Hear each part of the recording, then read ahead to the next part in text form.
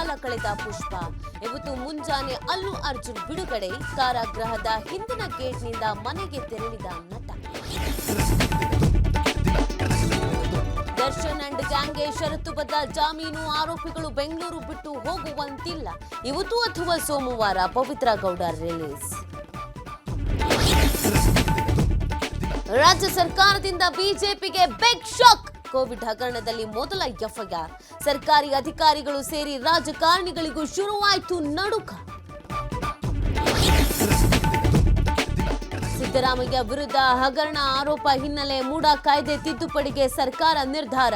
BDA ಮಾದರಿ ಪ್ರತ್ಯೇಕ ಕಾಯ್ದೆ ಸಂಪುಟ ಗ್ರೀನ್ ಸಿಗ್ನಲ್.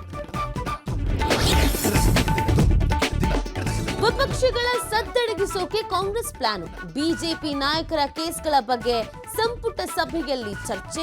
ಅಧಿವೇಶನದಲ್ಲಿ ಬ್ರಹ್ಮಾಸ್ತ್ರ ಪ್ರಯೋಗಕ್ಕೆ ತಂತ್ರ.